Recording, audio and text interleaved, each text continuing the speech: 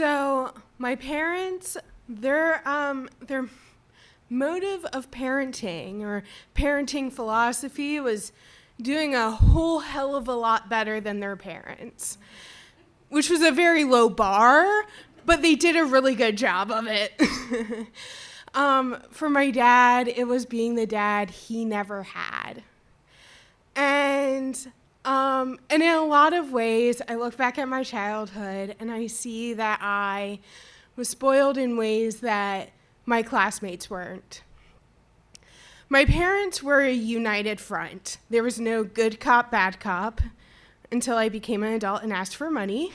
And now my mom's like, why would I give you money? And I'm like, don't pull this. You're not the bad cop. You're a united front.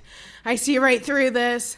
And so anything I did, I knew that like the other one knew what I was doing, and I felt very comfortable at home. My mom was the breadwinner, which like for 98 was like kind of new, as in like my dad kind of got weird looks sometimes from like the school of like, where's your wife? But that didn't mean that my dad wasn't excellent with my brother and I. There was one night, my mom was at community college, probably taking a course to do with child development. Unironically, I was home with my dad. And what happened is that night there was a huge storm, and our tiny little townhouse felt like it was in the middle of it. And I don't remember if it was because me being the youngest child and being scared, or realizing that like mom's not home, my brother's asleep, I could probably get like an extra half hour of like TV if I went downstairs, or like, genuinely was concerned. I remember going downstairs and my dad was at his desk and I said, I can't sleep. And he was like, well, that's a shame because I'm tired. And I looked at him. I was probably 4 or 5 at the time. And I looked at him and was concerned because I was hearing the thunder and lightning right outside our window. And I remember my dad picking me up and taking us to his bedroom, which was on the 3rd floor.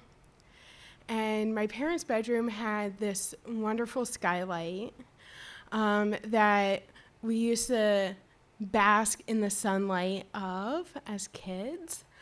And it was kind of magical as a kid to be up in my parents' bedroom. And what ended up happening is my dad gave me my mom's favorite blanket and was like, your mom would want you to have this. You're going to be comforted by this. And we sat there and we cuddled. And in one ear, I could hear the storm. And in the other, I could hear my dad's heartbeat. And there was something very comforting about it. And all of a sudden, my dad goes, look at me, and said, all storms are temporary. No storm lasts that long. And when I was 4 or 5, I looked at him and just trusted it and fell asleep to hearing his heartbeat and the storm and that sound combination.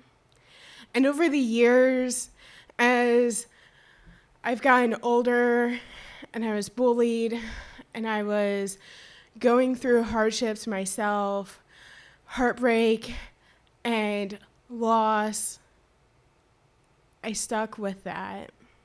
That fact that no storm lasts forever and they are indeed temporary. And I think back to that moment, and that was really the moment that solidified that my dad was going to be there no matter what I did.